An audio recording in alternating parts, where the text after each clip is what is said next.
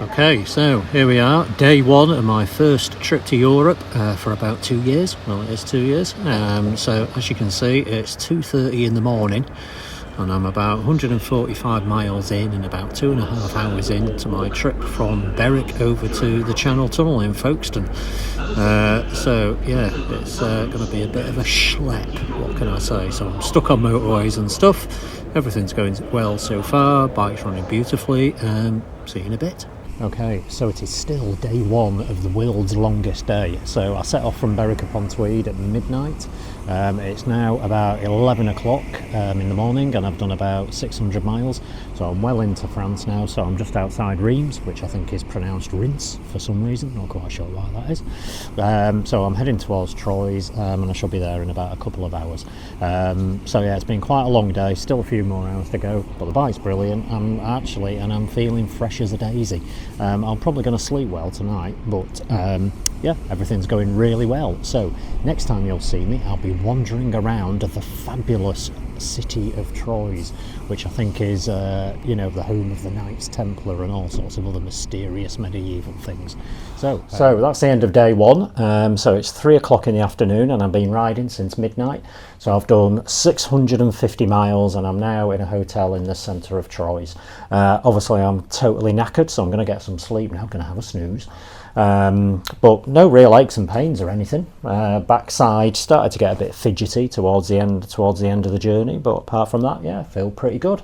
So looking forward to having a look around Troyes because it looks absolutely beautiful.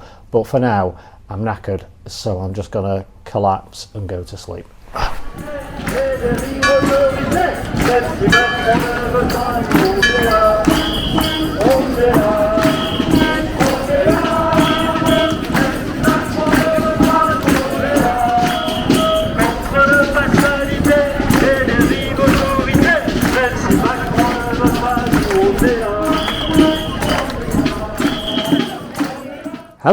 Hello, yes, the hills are alive. Yeah, so I'm absolutely having a brilliant time. I've just been whizzing around some balcony roads in between Chambray and Annecy, and God, they're absolutely brilliant, and the bike's been fabulous. Two things I want to say. Gearing, third gear and fourth gear are the best gears in the world. Is it possible to have favourite gears? I don't know. Well, they just work perfectly on these roads. So third gear is brilliant for going around hairpins and whooshing out, and you can even do it in fourth sometimes on some of the wider ones. Now I've always struggled with gearing on hairpins, but this is just brilliant. Third gear, my favourite gear. What else? As you can see, it's been a bit warm today as well. It's been about 27, 28 degrees. I got stuck in some traffic, but no heat from the engine really to speak of, and the fan hasn't come on once. So that is an absolute bonus. God, compared to my Triumph 1200 Scrambler, I tell you what, my leg would be like a piece of pulled pork by now. But this, totally comfortable to ride, no material heat wafting up over you, and third and fourth gear are the best gears in the world, and I've had a fabulous time. Oh, and before I go, mention the tyres, Michelin Road 5s. Oh my God, I love them. They are just fabulous. Anyway, I'm just going to go and, yeah, I don't know what I'm going to do. Anyway, right, I'm going to go for another ride. That's what I'm going to do. Cheery bye. Blimey, look at the state of this. It's like something I'd lashed together. I bet it's got self-tappers somewhere.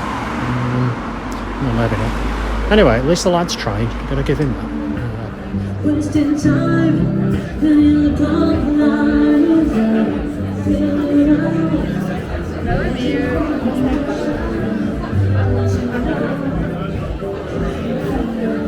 so here we are, just crossed into Switzerland. No passport checks, no COVID checks, no anything. In fact, the border post was completely empty. So that's all good. So now onwards to Grindelwald.